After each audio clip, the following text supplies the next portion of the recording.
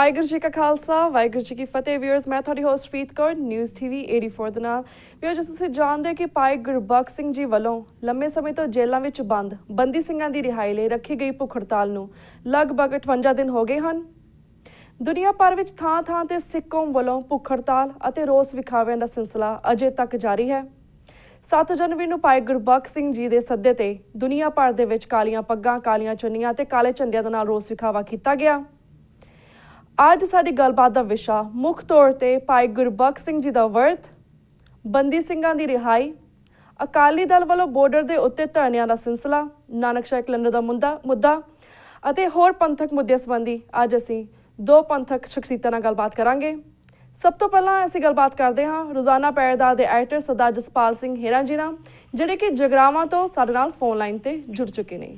ਜੀ ਵੀਰ ਜੀ, ਵਾਹਿਗੁਰੂ ਜੀ ਕਾ ਖਾਲਸਾ ਵਾਹਿਗੁਰੂ ਜੀ ਕੀ ਫਤਿਹ। ਵਾਹਿਗੁਰੂ ਜੀ ਕਾ ਖਾਲਸਾ ਵਾਹਿਗੁਰੂ ਜੀ ਕੀ ਫਤਿਹ।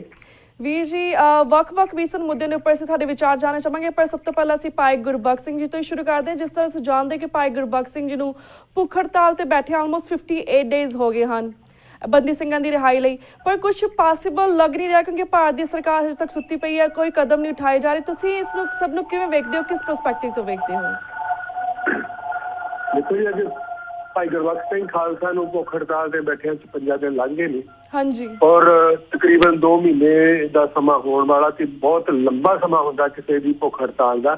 ਬਿਲਕੁਲ। ਇਹ ਅਸੀਂ ਸਮਝ ਸਕਦੇ ਹਾਂ ਕਿ ਜਿਹੜੀ ਸਾਡੀ ਸਰੀਰਕ ਮਸ਼ੀਨਰੀ ਆ, ਜਿਹੜੀ ਮਾਨਵੀ ਮਸ਼ੀਨਰੀ ਆ, ਇਹ ਬਿਨਾਂ ਤੇਲ ਤੋਂ ਕਿੰਨੀ ਦੇਰ ਚੱਲ ਸਕਦੀ ਆ। ਸੋ ਬਹੁਤ ਹਾਲਤ ਮੈਂ ਸਮਝਦਾ ਕਿ ਇਸ ਸਮੇਂ ਨਾਜ਼ੁਕ ਮੋੜ ਤੇ ਆ ਚੁੱਕੇ ਨੇ ਜੀ। ਪਰੰਤੂ ਜਿਸ ਤਰ੍ਹਾਂ ਤੁਸੀਂ ਦੂਸਰੇ ਪਾਸੇ ਗੱਲ ਕੀਤੀ ਆ ਕਿ ਸਰਕਾਰਾਂ ਨੇ, ਚਾਹੇ ਉਹ ਪੰਜਾਬ ਦੀ ਸਰਕਾਰ ਆ, ਉਹ ਪੰਜਾਬ ਦੀ ਸਰਕਾਰ ਆਪਣੀ ਸਿਆਸਤ ਖੇਡਣ ਤੇ ਲੱਗੀ ਹੋਈ ਆ, ਤੇ ਕੇਂਦਰ ਦੀ ਸਰਕਾਰ ਆ ਜਿਹੜੀ ਉਹ ਸੁੱਤੀ ਨਹੀਂ ਹੋਈ, ਸਗੋਂ ਉਹਨੇ ਮਤਲਬ ਇੱਕ ਤਰ੍ਹਾਂ ਦੇ ਇਸ ਮੁੱਦੇ ਤੋਂ ਪੂਰੀ ਤਰ੍ਹਾਂ ਹੱਥ ਪਿੱਛੇ ਵੀ ਖਿੱਚ ਲਏ ਨੇ ਤੇ ਹੱਥ ਖੜੇ ਵੀ ਕਰ ਦਿੱਤੇ ਨੇ।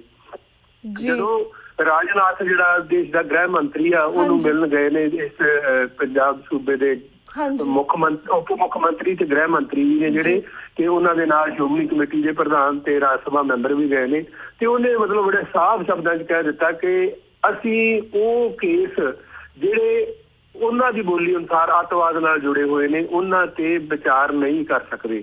ਦੂਸਰੇ ਪਾਸੇ ਇਸੇ ਭਾਜਪਾ ਦਾ ਜਿਹੜਾ ਕੌਮੀ ਪ੍ਰਧਾਨ ਆ ਅਮਿਤ ਸ਼ਾਹ, ਜਿਹਦੇ ਹੱਥ ਘੱਟ ਗਿਣਤੀਆਂ ਦੇ ਖੂਨ ਨਾਲ ਰੰਗੇ ਹੋਏ ਨੇ।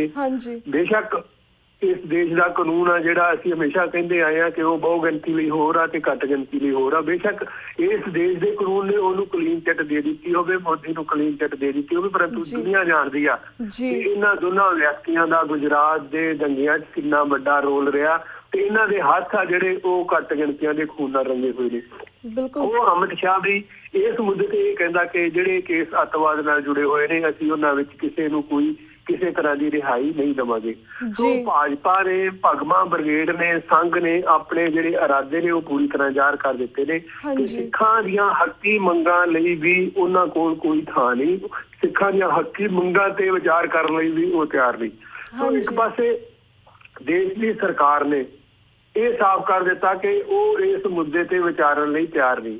ਦੂਸਰੇ ਪਾਸੇ ਜਿਹੜੀ ਗੱਲ ਕਾਨੂੰਨ ਦੀ ਆਉਂਦੀ ਆ, ਕਾਨੂੰਨ ਵਾਲੇ ਪਾਸੇ ਤੋਂ ਬਾਰ-ਬਾਰ ਸਾਨੂੰ ਇਹ ਕਿਹਾ ਜਾਂਦਾ ਕਿ ਸੁਪਰੀਮ ਕੋਰਟ ਦਾ ਇਹ ਫੈਸਲਾ, ਸੁਪਰੀਮ ਕੋਰਟ ਨੇ ਇਹਦੇ ਤੇ ਅਗਾਊਂ ਰਿਹਾਈ ਦੇਣ ਤੇ ਰੋਕ ਲਾਈ ਹੋਈ ਆ। ਜਦੋਂ ਤਾਮਿਲਨਾਡੂ ਸਰਕਾਰ ਨੇ ਰਾਜੀਵ ਗਾਂਧੀ ਦੇ ਕਾਤਲਾਂ ਦੀ ਰਿਹਾਈ ਦਾ ਐਲਾਨ ਕੀਤਾ, ਉਸ ਤੋਂ ਬਾਅਦ ਸੁਪਰੀਮ ਕੋਰਟ ਵੱਲੋਂ ਇਸ ਤਰ੍ਹਾਂ ਦੇ ਅਗਾਊਂ ਰਿਹਾਈ ਤੇ ਰੋਕ ਲਾਈ ਗਈ ਆ।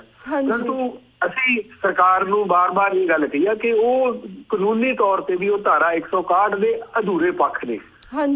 ਸਿਰਫ ਅਗਾਊਂ ਰਿਹਾਈ ਤੇ ਰੋਕ ਲਾਈ ਗਈ ਆ। ਉਹ ਤੋਂ ਇਲਾਵਾ ਜਿਹੜੇ ਇਸ ਤਰ੍ਹਾਂ ਦੇ ਵਿਅਕਤੀ ਨੇ ਉਹਨਾਂ ਨੂੰ ਪੈਰੋਲ, ਪੱਕੀ ਪੈਰੋਲ ਵੀ ਦਿੱਤੀ ਜਾ ਸਕਦੀ ਆ, ਉਹਨਾਂ ਨੂੰ ਮਾਫੀ ਵੀ ਦਿੱਤੀ ਜਾ ਸਕਦੀ ਆ। ਦੇਸ਼ ਦਾ ਰਾਸ਼ਟਰਪਤੀ, ਉਹਦੇ ਕੋਲ ਇਸ ਤਰ੍ਹਾਂ ਦਾ ਅਧਿਕਾਰ ਹੈ। ਉਹਦੇ ਅਧਿਕਾਰ ਨੂੰ ਅੱਜ ਤੱਕ ਕਿਸੇ ਨੇ ਨਾ ਚੁਣੌਤੀ ਕੀਤੀ ਆ ਤੇ ਨਾ ਚੁਣੌਤੀ ਕੀਤੀ ਜਾ ਸਕਦੀ ਆ। ਜੇ ਸਰਕਾਰ ਚਾਹਵੇ ਤਾਂ ਦੇਸ਼ ਦੇ ਰਾਸ਼ਟਰਪਤੀ ਤੋਂ ਇਹਨਾਂ ਦੀ ਰਿਹਾਈ ਆ ਜਿਹੜੀ ਉਹ 1 ਮਿੰਟ ਤੋਂ ਪਹਿਲਾਂ ਹੋ ਸਕਦੀ ਆ। ਪਰੰਤੂ ਜਿਸ ਤਰ੍ਹਾਂ ਅਸੀਂ ਗੱਲ ਕੀਤੀ ਆ ਕਿ ਇਸ ਦੇਸ਼ ਦਾ ਜਿਹੜਾ ਕਾਨੂੰਨ ਆ, ਇਸ ਦੇਸ਼ ਦੇ ਜਿਹੜੀ ਬਹੁ ਗਿਣਤੀ ਨਾਲ ਸੰਬੰਧਿਤ ਹਾਕਮ ਨੇ, ਉਹ ਸਿੱਖਾਂ ਦੀਆਂ ਮੰਗਾਂ ਤੇ, ਹੱਕੀ ਮੰਗਾਂ ਤੇ ਵੀ ਕਿਸੇ ਤਰ੍ਹਾਂ ਵਿਚਾਰ ਕਰਨ ਲਈ, ਕਿਸੇ ਤਰ੍ਹਾਂ ਹਮਦਰਦੀ ਨਾਲ ਵਿਚਾਰ ਕਰਨ ਲਈ ਤਿਆਰ ਨਹੀਂ। ਆਉਣ ਵਾਲੇ ਦਿਨ ਮੈਂ ਸਮਝਦਾ ਕਿ ਕੌਮ ਲਈ ਬੇਹੱਦ ਨਾਜ਼ੁਕ ਨੇ। ਇੱਕ ਪਾਸੇ ਸਾਡਾ ਕੌਮੀ ਨਾਇਕ ਆ ਜਿਹੜਾ ਉਹ ਆਪਣੀ ਜਾਨ ਦੀ ਬਾਜੀ ਲਾ ਕੇ ਬੈਠਾ ਵਾ, ਉਹਦੀ ਜਾਨ ਦੀ ਸਲਾਮਤੀ ਵੀ ਕੌਮ ਲਈ ਜ਼ਰੂਰੀ ਆ। ਦੂਸਰੇ ਪਾਸੇ ਜਿਹੜਾ ਮੁੱਦਾ ਹੈ ਕਿ ਬੰਦੀ ਸਿੰਘ ਜਿਹੜੇ ਆਪਣੀ ਜੇਲ੍ਹਾਂ ਵਿੱਚ ਰਿਹਾਈ ਕੈਦ ਪੂਰੀ ਕਰ ਚੁੱਕੇ ਨੇ, ਕਿਉਂਕਿ ਉਹਨਾਂ ਦਾ ਇਹ ਮਨੁੱਖੀ ਅਧਿਕਾਰ ਹੈ, ਇਹ ਕਿਸੇ ਦੀ ਭੀਖ ਨਹੀਂ, ਕੋਈ ਮੰਗ ਨਹੀਂ, ਇਹ ਉਹਨਾਂ ਦਾ ਅਧਿਕਾਰ ਹੈ ਕਿ ਉਹਨਾਂ ਨੂੰ ਰਿਹਾਈ ਹੈ ਜਿਹੜੀ ਉਹ ਮਿਲਣੀ ਚਾਹੀਦੀ ਹੈ, ਕਿਉਂਕਿ ਉਹ ਕਾਨੂੰਨ ਵੱਲੋਂ ਦਿੱਤੀ ਸਜ਼ਾ ਪੂਰੀ ਕਰ ਚੁੱਕੇ ਆ। ਇੱਕ ਪਾਸੇ ਕੌਮ ਦਾ ਸਵੈਮਾਨ ਤੇ ਦੂਸਰੇ ਪਾਸੇ ਕੌਮੀ ਨਾਇਕ ਦੀ ਜਾਨ, ਦੋਨੋਂ ਦਾਅ ਤੇ ਲੱਗੀਆਂ ਹੋਈਆਂ ਨੇ। ਤੇ ਹੁਣ ਮੈਂ ਸਮਝਦਾ ਕਿ ਕੌਮ ਦਾ ਰੋਹ ਤੇ ਰੋਸ ਇਸ ਗੱਲ ਦਾ ਪ੍ਰਗਟਾਵਾ ਕਰੂਗਾ, ਕਿਉਂਕਿ ਮੰਗਿਆ ਹੁਣ ਕੁਝ ਮਿਲਣ ਵਾਲੀ ਗੱਲ ਸਾਨੂੰ ਨਹੀਂ ਦਿਖਾਈ ਦੇ ਰਹੀ। ਇਹ ਕੌਮ ਇਸ ਮੁੱਦੇ ਤੇ ਇਕਜੁੱਟ ਹੋ ਕੇ ਖੜੀ ਹੋਊਗੀ, ਫੇਰ ਹੀ ਸਰਕਾਰਾਂ ਨੇ ਜਿਹੜੀਆਂ ਉਹ ਤਰਬਕਣਗੀਆਂ ਤੇ ਫੇਰ ਹੀ ਉਹ ਸਾਡੇ ਵੱਲ ਸੋਚਣਗੀਆਂ, ਫੇਰ ਹੀ ਉਹਨਾਂ ਦੇ ਘੋਗਲ ਕਰਨੇ ਆ ਜਿਹੜੇ ਕੰਨ ਨੇ, ਜੇ ਉਹਨਾਂ ਦੀਆਂ ਬੰਦ ਅੱਖਾਂ ਨੇ ਉਹ ਖੁੱਲਣਗੀਆਂ। ਮੈਂ ਸਮਝਦਾ ਕਿ ਅੱਜ ਜਿਸ ਮੋੜ ਤੇ ਖੜੇ ਆ, ਕੌਮ ਕੋਲ ਸਿਵਾਏ ਇਸ ਮੁੱਦੇ ਤੇ ਇਕਜੁੱਟ ਹੋ ਕੇ ਆਪਣਾ ਸੰਘਰਸ਼ ਉਹਨੂੰ ਤੇਜ਼ ਕਰਨ ਤੋਂ ਇਲਾਵਾ ਹੋਰ ਕੋਈ ਰਾਹ ਨਹੀਂ। ਸਮਾਂ ਸਾਡੇ ਕੋਲ ਬਹੁਤ ਥੋੜਾ। ਹਾਂਜੀ, ਬਿਲਕੁਲ ਵੀਰ ਜੀ। ਤੇ ਵੀਰ ਜੀ, ਜਿਸ ਤਰ੍ਹਾਂ ਭਾਈ ਗੁਰਬਖਸ਼ ਸਿੰਘ ਹਰਿਆਣਾ ਤੋਂ ਪੰਜਾਬ ਆਉਣਾ ਚਾਹੁੰਦੇ ਸੀ, ਪਰ ਪੰਜਾਬ ਤੇ ਐਂਟਰ ਹੋਣ ਤੋਂ ਪਹਿਲਾਂ ਹੀ ਉਹਨਾਂ ਨੂੰ ਰੋਕ ਦਿੱਤਾ ਗਿਆ। I would like to ask you, ਤੁਸੀਂ ਪੰਜਾਬ ਦੇ ਵਿੱਚ ਐਗਜ਼ੈਕਟਲੀ ਉੱਥੇ ਕੀ ਹੋਇਆ ਸੀ, ਕੀ ਸਿਚੁਏਸ਼ਨ ਸੀ, ਇਸ ਬਾਰੇ ਵਿੱਚ ਸਾਡੇ ਜਿਹੜੇ ਬਾਹਰ ਦੇ ਦਰਸ਼ਕ ਨੇ ਉਹਨਾਂ ਨੂੰ ਪੂਰੇ ਡੀਟੇਲ ਦੇ ਨਾਲ ਦੱਸੋ। ਜਿਹੜੀ ਗੱਲ ਹੈ, ਮੈਂ ਪਹਿਲਾਂ ਵੀ ਕਹੀ ਆ ਕਿ ਪੰਜਾਬ ਸਰਕਾਰ ਆ ਜਿਹੜੀ ਬਾਦਲ ਸਰਕਾਰ ਆ, ਉਹ ਦੋਗਲੀ ਨੀਤੀ ਹੈ ਜੀ। ਉਹ ਇੱਕ ਪਾਸੇ ਆਪਣੀ ਭਾਜਪਾ ਜਿਹੜੀ ਉਹਦੇ ਨਾਲ ਨਾ ਤਾਂ ਜਾਰੀ ਤੋੜਨੀ ਚਾਹੁੰਦੀ ਆ, ਦੂਸਰੇ ਪਾਸੇ ਕਿਉਂਕਿ ਭਾਜਪਾ ਲਗਾਤਾਰ ਉਹਨੂੰ ਲਤਾੜ ਰਹੀ ਆ, ਉਹਨੂੰ ਉਹ ਹਊਆ ਵੀ ਖੜਾ ਕਰਕੇ ਦਿਖਾਉਣਾ ਚਾਹੁੰਦੀ ਆ। ਸੋ ਉਹਦੀ ਦੋਗਲੀ ਨੀਤੀ ਕਾਰਨ ਦੋਨਾਂ ਦੀ ਅੰਦਰ ਖਾਤੇ ਇਸ ਮੁੱਦੇ ਤੇ ਸਹਿਮਤੀ ਕਾਰਨ, ਕਿਉਂਕਿ ਜੇ ਭਾਈ ਗੁਰਬਖਸ਼ ਸਿੰਘ ਖਾਲਸਾ ਉਸ ਦਿਨ ਜਿਹੜਾ ਆਪਣਾ ਦਰਬਾਰ ਸਾਹਿਬ ਦੀ ਯਾਤਰਾ ਕਰਦੇ, ਦਰਬਾਰ ਸਾਹਿਬ ਆ ਕੇ ਨਤਮਸਤਕ ਹੁੰਦੇ, ਉਹਦੇ ਨਾਲ ਪੰਜਾਬ ਦੇ ਵਿੱਚ ਇੱਕ ਜਿਹੜਾ ਸੰਘਰਸ਼ ਹੈ ਇਹਨੂੰ ਹੋਰ ਬਹੁਤ ਵੱਡਾ ਬਲ ਮਿਲਣਾ ਸੀ ਜੀ। 7 ਤਰੀਕ ਨੂੰ ਸਿਰਫ ਉਹਨਾਂ ਨੇ ਇੱਕ ਹੋਕਾ ਦਿੱਤਾ, ਇੱਕ ਐਲਾਨ ਕੀਤਾ ਕਿ 7 ਤਰੀਕ ਨੂੰ ਕਾਲੇ ਝੰਡਿਆਂ ਦੇ ਕਾਫਲਿਆਂ ਨਾਲ ਰੋਹ ਤੇ ਰੋਸ ਦਾ ਪ੍ਰਗਟਾਵਾ ਕੀਤਾ ਜਾਵੇ। ਸਮੁੱਚੀ ਦੁਨੀਆ 'ਚ ਜਿੱਥੇ ਵੀ ਸਿੱਖ ਬੈਠੇ ਸੀ ਉਹ ਕਾਲੇ ਝੰਡੇ ਲੈ ਕੇ ਸੜਕਾਂ ਤੇ ਨਿਕਲੇ। ਤਾਂ ਜੇ ਭਾਈ ਗੁਰਬਖਸ਼ ਸਿੰਘ ਖਾਲਸਾ ਪੰਜਾਬ ਦੇ ਵਿੱਚ ਯਾਤਰਾ ਕਰਕੇ ਸ੍ਰੀ ਦਰਬਾਰ ਸਾਹਿਬ ਮੱਥਾ ਟੇਕਦੇ ਫਿਰ ਵਾਪਸ ਜਾਂਦੇ ਤੇ ਉਹਦੇ ਨਾਲ ਇਸ ਲਹਿਰ ਨੂੰ ਬਹੁਤ ਵੱਡਾ ਆਭਾਰ ਮਿਲਣਾ ਸੀ। ਮੈਂ ਸਮਝਦਾ ਕਿ ਜਿਹੜਾ ਅੱਜ ਦਾ ਬੰਦ ਹੈ ਜਿਹੜਾ ਇਹ ਇੰਨਾ ਮਤਲਬ ਸਫਲ ਹੁੰਦਾ ਕਿ ਇਹ ਸਰਕਾਰ ਦੀਆਂ ਜਿਹੜਾ ਹਾਲਾਤ ਦਾ ਸਰਕਾਰ ਆ ਜਿਹੜੀ ਉਹ ਇਸ ਸੰਘਰਸ਼ ਨੂੰ ਹੌਲੀ ਹੌਲੀ ਦੂਸਰੇ ਪਾਸੇ ਸਾਜ਼ਿਸ਼ਾਂ ਰਚ ਕੇ ਤਾਰ-ਪਿੰਡੋਂ ਕਰਨ ਲੱਗੀ ਹੋਈ ਆ। ਦੋਵੇਂ ਸਰਕਾਰਾਂ ਨੇ ਜਿਹੜੀਆਂ ਮੈਂ ਸਮਝਦਾ ਕਿ ਸੰਘਰਸ਼ ਨੂੰ ਫੇਲ ਕਰਨ ਵੱਲ ਤੁਰੀਆਂ ਹੋਈਆਂ ਨੇ ਤੇ ਉਸੇ ਹੀ ਸਾਜ਼ਿਸ਼ ਦਾ ਇਹ ਹਿੱਸਾ। ਹਾਂਜੀ ਜੀ। ਤੇ ਵੀਰ ਜੀ, ਹੁਣ ਅਸੀਂ ਸੰਤ ਸਮਾਜ ਬਾਰੇ ਵੀ ਤੁਹਾਡੇ ਵਿਚਾਰ ਜਾਣਨਾ ਚਾਹਾਂਗੇ। ਜਿਸ ਤਰ੍ਹਾਂ ਜਦੋਂ ਵੀ ਭਾਈ ਗੁਰਬਖਸ਼ ਸਿੰਘ ਇਵਨ ਪਿਛਲੇ ਸਾਲ ਵੀ ਜੋ ਨਵੰਬਰ ਦਸੰਬਰ ਦੇ ਵਿੱਚ ਭੁੱਖ ਹੜਤਾਲ ਤੇ ਗਏ ਸਨ, ਔਰ ਇਸ ਸਾਲ ਵੀ ਜੋ ਭੁੱਖ ਹੜਤਾਲ ਤੇ ਹੈਗੇ ਨੇ, ਹੁਣ ਐਵਰੀ ਟਾਈਮ ਜਦੋਂ ਭੁੱਖ ਹੜਤਾਲ ਤੇ ਜਾਂਦੇ ਨੇ ਸੰਤ ਸਮਾਜ ਵਾਲੇ ਨਾਨਕਸ਼ਾਹੀ ਕੈਲੰਡਰ ਦਾ ਮੁੱਦਾ ਲੈ ਕੇ ਜਥੇਦਾਰ ਅਕਾਲ ਤਖਤ ਸਾਹਿਬ ਨੂੰ ਮਿਲਣ ਚਲੇ ਜਾਂਦੇ ਨੇ। ਇਹ ਸਭ ਕੀ ਖੇਡ ਹੈ? What do you think, what's behind it? ਅੱਜ ਤੱਕ ਅਸੀਂ ਪਿਛਲੇ ਦਿਨੇ ਇਤਿਹਾਸ ਤੇ ਨਜ਼ਰ ਮਾਰ ਲਈਏ, ਅੱਜ ਤੱਕ ਜਦੋਂ ਵੀ ਕਦੇ ਸੰਘਰਸ਼ ਛੇੜਿਆ ਕਿਸੇ ਵੀ ਸਿੱਖ ਮੁੱਦੇ ਤੇ ਤੇ ਸੰਤ ਸਮਾਜ ਦਾ ਉਹਦੇ ਵਿੱਚ ਹਮੇਸ਼ਾ ਜ਼ੀਰੋ ਰੋਲ ਰਿਹਾ ਵਾ। ਕਦੇ ਸੰਤ ਸਮਾਜ ਨੇ ਅੱਗੇ ਹੋ ਕੇ ਉਸ ਸੰਘਰਸ਼ ਵਿੱਚ ਹਿੱਸਾ ਨਹੀਂ ਪਾਇਆ। ਦੂਸਰੇ ਪਾਸੇ ਇਹ ਗੱਲ ਵੀ ਬੜੀ ਸਾਫ਼ ਆ ਕਿ ਪੰਜਾਬ ਦੇ ਵਿੱਚ ਜਿੰਨੇ ਡੇਰੇ ਨੇ ਉਹਨਾਂ ਦਾ ਸਿੱਧਾ ਜਾਂ ਅਸਿੱਧਾ RSS ਦੇ ਨਾਲ ਸੰਬੰਧ ਹੈ। ਇਹ RSS ਦੀਆਂ ਸ਼ਾਖਾਵਾਂ ਵਜੋਂ ਕੰਮ ਕਰ ਰਹੇ ਨੇ ਤੇ ਇਹਨਾਂ ਵੱਲੋਂ ਸਿੱਖ ਮੁੱਦਿਆਂ ਦੇ ਸੰਘਰਸ਼ 'ਚ ਹਿੱਸਾ ਲੈਣ ਦੀ ਗੱਲ ਹੈ ਜਿਹੜੀ ਮੈਂ ਸਮਝਦਾ ਕਿ ਜੇ ਅਸੀਂ ਸੋਚਦੇ ਹਾਂ ਤਾਂ ਇਹ ਸਾਡੀ ਮੂਰਖਤਾ ਹੋਊਗੀ। ਸੰਤ ਸਮਾਜ ਦਾ ਜਿਹੜਾ ਰੋਲ ਹੈ ਉਹਨੇ ਤਾਂ ਸਿੱਖ ਸੰਘਰਸ਼ ਨੂੰ ਤਾਰ-ਪਿੰਡੋਂ ਕਰਨਾ ਔਰ ਕਰਦਾ ਰਹਿਣਾ। ਜਿਸ ਤਰ੍ਹਾਂ ਹੁਣ ਗੱਲ ਕੀਤੀ ਕਿ ਇੱਕ ਪਾਸੇ ਕੌਮ ਦੇ ਸਾਹਮਣੇ ਵੱਡਾ ਗੰਭੀਰ ਮੁੱਦਾ ਖੜਾ ਸੀ ਕਿ ਬੰਦੀ ਸਿੰਘਾਂ ਦੀ ਰਿਹਾਈ ਲਈ ਭਾਈ ਗੁਰਬਖਸ਼ ਸਿੰਘ ਖਾਲਸਾ ਨੇ ਸੰਘਰਸ਼ ਆਰੰਭਿਆ ਹੋਇਆ ਸੀ, ਪਰੰਤੂ ਦੂਸਰੇ ਪਾਸੇ ਕੌਮ ਦਾ ਧਿਆਨ ਬਣਾਉਣ ਲਈ, ਕੌਮ ਦੇ ਵਿੱਚ ਵੰਡੀਆਂ ਵਧਾਉਣ ਦੇ ਲਈ ਜਿਹੜਾ ਨਾਨਕਸ਼ਾਹੀ ਕੈਲੰਡਰ ਦਾ ਮੁੱਦਾ ਜਿਹੜਾ ਅਚਾਨਕ ਖੜਾ ਕਰ ਦਿੱਤਾ ਗਿਆ। ਹਾਲਾਂਕਿ ਜਿਸ ਦਿਨ ਦਸ਼ਮੇਸ਼ ਪਿਤਾ ਦੇ ਗੁਰਪੁਰਬ 28 ਦੀ ਬਜਾਏ 7 ਨੂੰ ਮਨਾਉਣ ਦਾ ਫੈਸਲਾ ਹੋਇਆ ਸੀ, ਕੋਈ ਐਡੀ ਮਤਲਬ ਉਹਦੇ ਐਡੀ ਕੋਈ ਹਲਚਲ ਵਾਲੀ ਗੱਲ ਨਹੀਂ ਸੀ। ਉਸਨੂੰ ਕੌਮ ਦੇ ਕੁਰਬਾਨ ਕਰ ਲਿਆ ਜੀ ਚਲੋ, ਕਿਉਂਕਿ ਪਿਛਲੇ ਸਮੇਂ ਤੋਂ ਇਹ ਵਿਵਾਦਾਂ ਵਿੱਚ ਆ ਰਿਹਾ ਵਾ ਤੇ ਹੌਲੀ ਹੌਲੀ ਇਸ ਗੱਲ ਨੂੰ ਮਤਲਬ ਅਸੀਂ ਇਹ ਨਹੀਂ ਸਮਝਦੇ ਕਿ ਉਹ ਅਰਥ ਗੰਭੀਰ। ਹਾਲਾਂਕਿ ਨਾਨਕਸ਼ਾਹੀ ਕੈਲੰਡਰ ਹੈ ਜਿਹੜਾ ਉਹ ਕੌਮ ਦੀ ਵੱਖਰੀ ਅੱਡਰੀ ਆਜ਼ਾਦ ਪ੍ਰਤੀਕ ਦੀ ਹਸਤੀ ਉਹਦਾ ਪ੍ਰਤੀਕ ਆ, ਉਹ ਵੀ ਸਾਡੇ ਲਈ ਅਹਿਮ ਮੁੱਦਾ। ਇਸ ਸਮੇਂ ਜਿਹੜਾ ਸਾਡੇ ਸਾਹਮਣੇ ਮੁੱਖ ਰੂਪ ਵਿੱਚ ਮੁੱਦਾ ਸੀ ਉਹ ਬੰਦੀ ਸਿੰਘਾਂ ਦੀ ਰਿਹਾਈ ਦਾ ਮੁੱਦਾ ਸੀ, ਜਿਹਦੇ ਤੇ ਕੌਮ ਨੂੰ ਕਾਗਰ ਚ ਧੋ ਕੇ ਇਕਜੁੱਟ ਹੋ ਕੇ ਜਿਹੜਾ ਸੰਘਰਸ਼ ਆ ਉਹ ਲੜਨਾ ਚਾਹੀਦਾ। ਜੇ ਸੰਤ ਸਮਾਜ ਉਸ ਸੰਘਰਸ਼ ਨੂੰ ਤਾਰ-ਪਿੰਡੋਂ ਕਰਨ ਲਈ ਦੂਸਰੇ ਮੁੱਦੇ ਆ ਜਿਹੜੇ ਉਹ ਉਭਾਰ ਰਿਹਾ, ਇਹ ਗੱਲ ਭਲੀ ਭਾਂਤ ਮੈਂ ਸਮਝਦਾ ਕਿ ਸਿੱਖ ਸੰਗਤਾਂ ਨੂੰ ਸਮਝ ਲੈਣੀ ਚਾਹੀਦੀ ਹੈ। ਜੀ ਬਿਲਕੁਲ ਬਿਲਕੁਲ ਵੀਰ ਜੀ ਆਪਾਂ ਬੰਦੀ ਸਿੰਘਾਂ ਦੀ ਰਿਹਾਈ ਦੀ ਗੱਲ ਕਰਦੇ, ਇੱਕ ਪਾਸੇ ਤੇ ਬੰਦੀ ਸਿੰਘਾਂ ਜਿਹਨਾਂ ਕਾਫੀ ਨੇ ਆਪਣੀ ਜੇਲ੍ਹ ਕੱਟ ਵੀ ਲਿੱਤੀ ਹੈ, ਉਹਨਾਂ ਨੂੰ ਵੀ ਨਹੀਂ ਛੱਡ ਰਹੇ ਸਿਰਫ ਬਿਕੋਜ਼ ਉਹ ਸਿੰਘ ਨੇ, ਇੱਕ ਸਿੱਖ ਨੇ, ਦੈਟਸ ਵਾਈ। ਉਹ ਦੂਸਰੇ ਪਾਸੇ ਜਿਹੜੇ ਬਾਹਰ ਦੇ ਦੇਸ਼ਾਂ ਦੇ ਵਿੱਚ ਵੀ ਸਿੰਘ ਨੇ, ਉਹਨਾਂ ਨੂੰ ਵੀ ਗ੍ਰਿਫਤਾਰ ਕਰ ਰਹੇ। ਜਿਸ ਰੀਸੈਂਟਲੀ ਮੀਡੀਆ ਖਬਰਾਂ ਅਨੁਸਾਰ ਪਤਾ ਲੱਗਾ ਕਿ ਜਗਤਾਰ ਸਿੰਘ ਤਾਰਾ ਜੀ ਨੂੰ ਇਹਨਾਂ ਨੇ ਥਾਈਲੈਂਡ ਤੋਂ ਅਰੈਸਟ ਕਰ ਲਿੱਤਾ ਸੀਗਾ। And what do you think ਕਿ ਕਾਫੀ ਏਸ਼ੀਆ ਦੇ ਹੋਰ ਵੀ ਦੇਸ਼ਾਂ ਵਿੱਚ, ਮਲੇਸ਼ੀਆ ਵਿੱਚੋਂ ਵੀ ਰੀਸੈਂਟਲੀ ਕਾਫੀ ਸਿੰਘਾਂ ਨੂੰ ਅਰੈਸਟ ਕੀਤਾ ਗਿਆ। ਵਾਟ ਡੂ ਯੂ ਥਿੰਕ ਇਹਨਾਂ ਦੀ ਕੀ ਪਾਲਿਸੀ ਜਾਂ ਕੀ ਮੈਸੇਜ ਆ ਸਿੱਖ ਕੌਮ ਦੇ ਲਈ?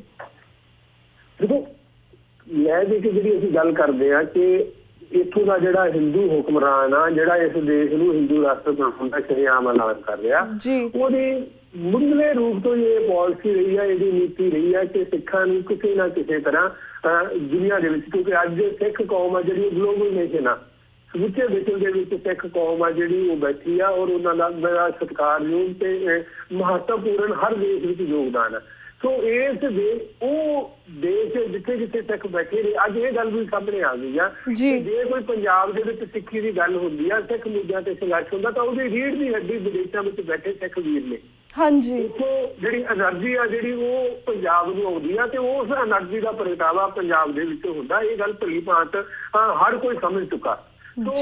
ਇਸ ਦੇਸ਼ ਦੇ ਜਿਹੜੇ ਛਾਤਰ ਮਕਾਰ ਲੋਕ, ਜਿਹੜੇ ਹਿੰਦੂਵਾਦੀ ਤਾਕਤਾਂ ਨੇ, ਉਹ ਇਸ ਗੱਲ ਨੂੰ ਭਲੀ ਭਾਂਤ ਸਮਝਦੀਆਂ ਨੇ ਕਿ ਜਦੋਂ ਤੱਕ ਅਸੀਂ ਵਿਸ਼ਵ ਦੇ ਵਿੱਚ ਅੱਜ, ਕਿਉਂਕਿ ਜਿਹੜਾ ਮੁਸਲਮ ਜਿਹੜੀ ਦਹਿਸ਼ਤ ਆ ਉਹਨੂੰ ਲੈ ਕੇ ਇੱਕ ਜਿਸ ਤਰ੍ਹਾਂ ਦਾ ਸਿਨਾਰੀਓ ਬਣਿਆ ਹੋਇਆ, ਉਸ ਦੇ ਨਾਲ ਉਸੇ ਹੀ ਰੂਪ ਦੇ ਵਿੱਚ ਇਹ ਸਿੱਖਾਂ ਨੂੰ ਪੂਰੇ ਵਿਸ਼ਵ ਦੇ ਵਿੱਚ ਬਦਨਾਮ ਕਰਨ ਲਈ, ਉਹਨਾਂ ਨੂੰ ਅੱਤਵਾਦੀ ਵਿਖਾਉਣ ਦੇ ਲਈ ਹਰ ਸੰਭਵ ਯਤਨ ਕਰਦੇ ਨੇ। ਇਸੇ ਲਈ ਜਿਹੜੀਆਂ ਇੱਥੋਂ ਦੀਆਂ ਖੁਫੀਆ ਏਜੰਸੀਆਂ ਨੇ, ਜਿਹੜੀਆਂ ਬਦਨਾਮ ਏਜੰਸੀਆਂ ਨੇ ਇਸ ਦੇਸ਼ ਦੀ ਸਰਕਾਰ ਦੀਆਂ, ਉਹਨਾਂ ਦਾ ਸਾਰਾ ਧਿਆਨ ਇਸ ਵੇਲੇ ਜਿਹੜੇ ਖਾਸ ਕਰਕੇ ਖਾੜੀ ਮੁਲਕਾਂ ਦੇ ਵਿੱਚ ਸਾਡੇ ਪੁਰਾਣੇ ਖਾੜਕੂ ਵੀਰ ਬੈਠੇ ਨੇ, ਉਹਨਾਂ ਵੱਲ ਲੱਗਿਆ ਹੋਇਆ, ਤਾਂ ਕਿ ਉਸ ਤਰ੍ਹਾਂ ਦਾ ਇੱਕ ਮਾਹੌਲ ਜਿਹੜਾ ਪੂਰੇ ਵਿਸ਼ਵ ਦੇ ਅੱਗੇ ਕਿ ਆਹ ਵਿਅਕਤੀ ਫੜਿਆ ਗਿਆ, ਇਹ ਜਾਂ ਆਹ ਯੋਜਨਾਵਾਂ ਦੀ ਜਿਹੜੀਆਂ ਮਨਘੜਤ ਕਹਾਣੀਆਂ ਨੇ, ਜਿਹੜੀਆਂ ਉਹ ਲੰਬੀਆਂ ਚੌੜੀਆਂ ਘੜੀਆਂ ਜਾਂਦੀਆਂ ਨੇ। ਖਾਸ ਕਰਕੇ ਜਦੋਂ ਵੀ ਕਦੇ ਕਿਸੇ ਸਿੱਖ ਸੰਘਰਸ਼ ਆ ਜਿਹੜਾ ਉਹਦੇ ਵਿੱਚ ਉਭਾਰ ਆਇਆ, ਲਹਿਰ ਦੇ ਵਿੱਚ ਉਭਾਰ ਆਇਆ, ਉਦੋਂ ਇੱਕ ਨਿਰਾਸ਼ਤਾ ਪੈਦਾ ਕਰਨ ਲਈ ਇਸ ਤਰ੍ਹਾਂ ਦਾ ਕੋਈ ਚੋਟੀ ਦਾ ਖਾੜਕੂ ਜਿਹਦੇ ਤੇ ਲੋਕਾਂ ਦੀਆਂ ਬਹੁਤ ਵੱਡੀਆਂ ਉਮੀਦਾਂ, ਕੌਮ ਦੀਆਂ ਬਹੁਤ ਵੱਡੀਆਂ ਉਮੀਦਾਂ ਹੁੰਦੀਆਂ ਨੇ,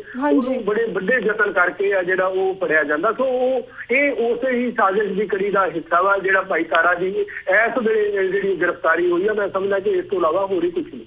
ਜੀ ਤੇ ਵੀਰ ਜੀ, ਹੁਣ ਅਸੀਂ ਬਾਕੀ ਹੋਰ ਪੰਥਕ ਮੁੱਦਿਆਂ ਬਾਰੇ ਵੀ ਤੁਹਾਡੇ ਵਿਚਾਰ ਜਾਣਨਾ ਚਾਹਾਂਗੇ। ਜਿਸ ਤਰ੍ਹਾਂ ਬਾਦਲ ਅਕਾਲੀ ਦਲ ਵੱਲੋਂ ਭਾਰਤ ਪਾਕਿਸਤਾਨ ਬਾਰਡਰ ਤੇ ਧਰਨੇ ਦੇ ਕੇ ਮੰਗ ਕੀਤੀ ਜਾ ਰਹੀ ਹੈ ਕਿ ਬਾਰਡਰ ਨੂੰ ਪੂਰੀ ਤਰ੍ਹਾਂ ਸੀਲ ਕੀਤਾ ਜਾਵੇ, ਕਿਉਂਕਿ ਪਾਕਿਸਤਾਨ ਤੋਂ ਹੀ ਡਰੱਗਸ ਪੰਜਾਬ ਦੇ ਵਿੱਚ ਆ ਰਹੇ ਹਨ। ਇਸ ਸਭ ਬਾਰੇ ਤੁਸੀਂ ਕੀ ਕਹਿਣਾ ਚਾਹੋਗੇ? ਦੇਖੋ ਜੀ, ਜਿੱਥੋਂ ਤੱਕ ਇਹ ਧਰਨੇ ਦਿੱਤੇ ਗਏ ਸੀਗੇ ਬਾਦਲ ਦਲ ਵੱਲੋਂ, ਇਹ ਗੱਲ ਤਾਂ ਸਿਰਫ ਤੇ ਸਿਰਫ ਜੱਗ ਸਹਾਈ ਦਾ ਕਾਰਨ ਬਣੇ ਨੇ। ਕਿਸੇ ਨੇ ਇਹਨਾਂ ਧਰਨਿਆਂ ਨੂੰ ਗੰਭੀਰਤਾ ਨਾਲ ਨਹੀਂ ਲਿਆ, ਕਿਉਂਕਿ ਜਦੋਂ ਚੋਰ ਇਸ ਗੱਲ ਲਈ ਧਰਨਾ ਦੇਵੇ ਕਿ ਇਸ ਮਹੱਲੇ ਦੇ ਵਿੱਚ ਚੋਰੀ ਕਿਉਂ ਹੁੰਦੀ ਆ, ਤਾਂ ਉਹ ਸਿਵਾਏ ਜੱਗ ਸਹਾਈ ਤੋਂ ਹੋਰ ਕੁਛ ਨਹੀਂ ਹੁੰਦਾ। ਹਰ ਕੋਈ ਇਸ ਗੱਲ ਨੂੰ ਭਲੀ ਭਾਂਤ ਸਮਝਦਾ ਕਿ ਪੰਜਾਬ ਦੇ ਵਿੱਚ ਅੱਜ ਜੇ ਨਸ਼ਿਆਂ ਦਾ ਦਰਿਆ ਵਗ ਰਿਹਾ ਵਾ, ਨਸ਼ਿਆਂ ਦੀ ਸੁਨਾਮੀ ਆਈ ਹੋ ਰਹੀ ਹੈ, ਨੌਜਵਾਨੀ ਨਸ਼ਿਆਂ ਦੇ ਰਾਹੀਂ ਰੁੜ ਰਹੀ ਹੈ, ਤੇ ਉਹਦੇ ਪਿੱਛੇ ਕਿਹੜੀਆਂ ਤਾਕਤਾਂ ਕੰਮ ਕਰ ਰਹੀਆਂ ਨੇ। ਇੱਕ ਪਾਸੇ ਤਾਂ ਜਿਹੜਾ ਵਿਅਕਤੀ ਸਰਕਾਰ ਦੇ ਵਿੱਚ ਮਹੱਤਵਪੂਰਨ ਆ, ਉਹਦੇ ਤੇ ਬਾਰ-ਬਾਰ ਦੋਸ਼ ਲੱਗਦੇ ਨੇ ਕਿ ਇਹ ਨਸ਼ਾ ਮਾਫੀਆ ਨੂੰ ਸਰਪ੍ਰਸਤੀ ਦਿੰਦਾ। ਉਸ ਵਿਅਕਤੀ ਨੂੰ ਬਚਾਇਆ ਜਾ ਰਿਹਾ ਵਾ, ਉਹਦੇ ਵਿਰੁੱਧ ਕੋਈ ਕਦਮ ਨਹੀਂ ਚੁੱਕਿਆ ਜਾ ਰਿਹਾ। ਦੂਸਰੇ ਪਾਸੇ ਇੱਕ ਬਹਾਨਾ ਕਰਕੇ ਕਿ ਸਰਹੱਦ ਪਾਰ ਤੋਂ ਸਾਰਾ ਨਸ਼ਾ ਆਉਂਦਾ ਤੇ ਸਰਹੱਦਾਂ ਤੇ ਧਰਨੇ ਦੇਣ ਦਾ ਡਰਾਮਾ ਕੀਤਾ ਜਾਂਦਾ। ਅਸੀਂ ਇਹ ਚਲੋ ਮੰਨਦੇ ਹਾਂ ਇਸ ਗੱਲ ਨੂੰ ਕਿ ਸਰਹੱਦ ਪਾਰ ਤੋਂ ਵੀ ਨਸ਼ਾ ਆਉਂਦਾ, ਤੇ ਉਹ ਨਸ਼ਾ ਜਿਹੜਾ ਆਖਰ ਨੂੰ ਪੰਜਾਬ ਦੇ ਪਿੰਡ ਗਲੀ ਮੁਹੱਲੇ ਕਿਵੇਂ ਪਹੁੰਚਦਾ, ਉਹ ਤਾਂ BSF ਵਾਲੇ ਨਹੀਂ ਪਹੁੰਚਾਉਂਦੇ, ਉਹ ਨਸ਼ਾ ਮਾਫੀਆ ਬਚਾਉਂਦਾ। ਉਸ ਨਸ਼ਾ ਮਾਫੀਆ ਨੂੰ ਸਰਪ੍ਰਸਤੀ ਦੇਣ ਵਾਲੇ ਕੌਣ ਨੇ?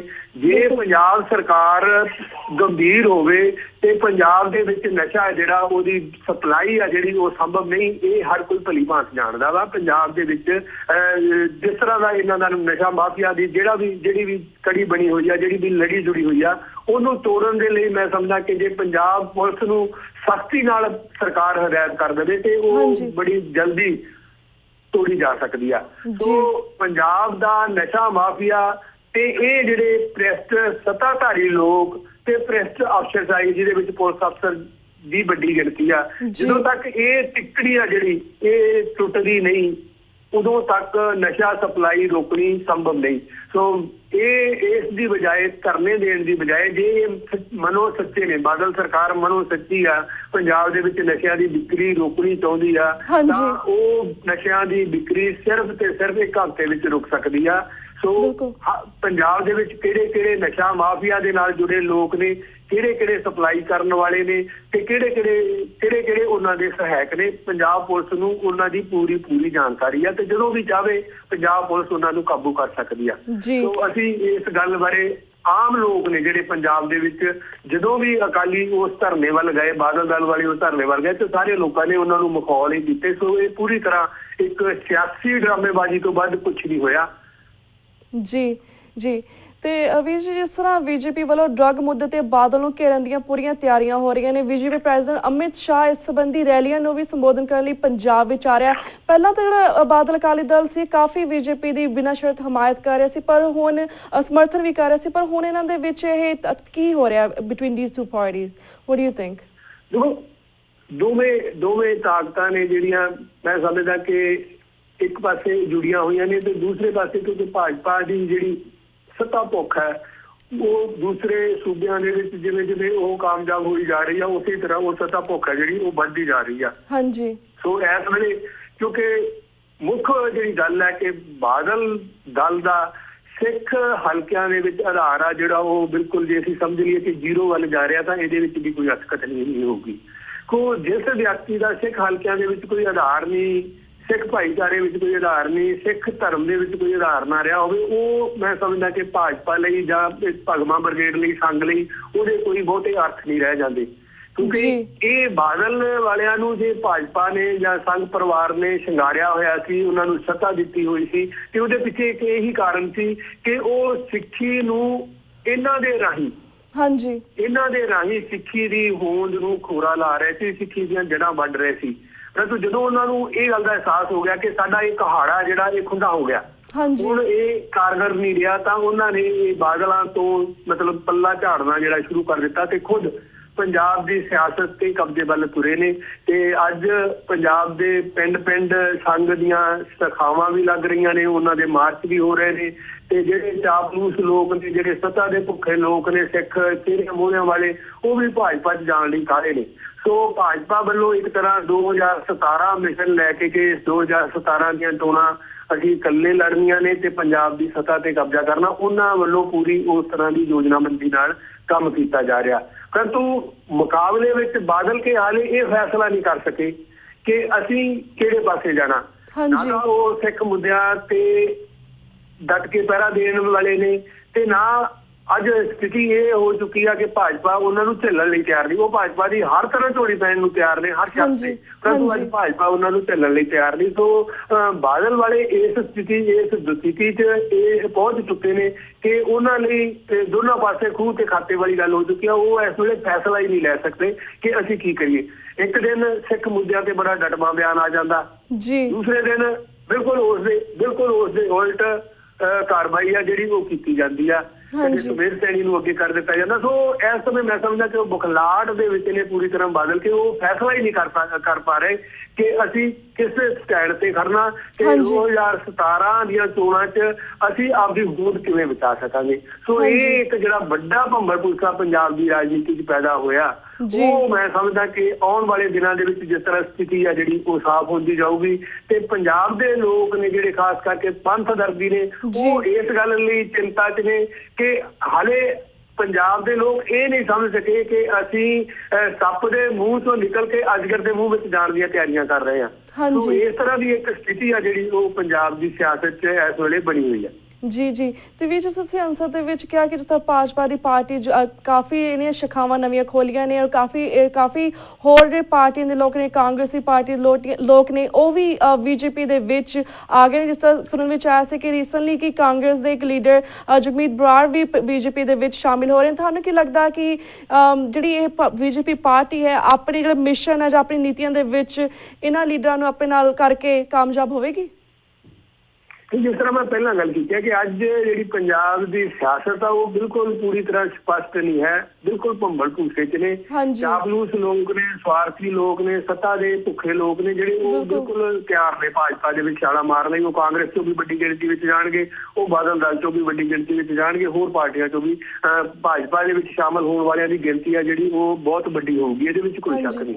पर दूजे पासे जिहड़ी मैं गल कीती आ कि हाले 2 साल का समा एक तो पंजाब विधान सभा 2 सालों के मोदी सरकार है जी की पोजीशन होनी है, कित्थे उन्हें खड़ी होना वा, उस गल ने भी प्रभाव देना वा 2017 दी विधान सभा चोणां च। दूसरा जी मैं गल की कि जिहड़ा पंजाब दे विच सिख चिंतक लोग ने जिन्हां दे मन च पंथ का दर्द आ, सिੱਖੀ का दर्द आ, जिहड़े संघ का पिछोकड़ जानते हैं, उसकी सोच जानते हैं, उसकी नीत जानते हैं, उन्होंने भी आने वाले दिनों विच मैदान दे विच आउणा वा ते लोकां नूं समझाउणा साडा जिहड़ा भविख आ वो की आ, भाजपा की सोच रही है, बादल दल कित्थे खड़ा, कांग्रेस कित्थे खड़ी आ, ते उह तो बाद पंजाब दे विच किस तरह दा तस्वीर उभर के सामने आउंदी आ, उस तो बाद ही जिहड़ा 2017 बारे असीं कोई अंदाजा ला सकांगे।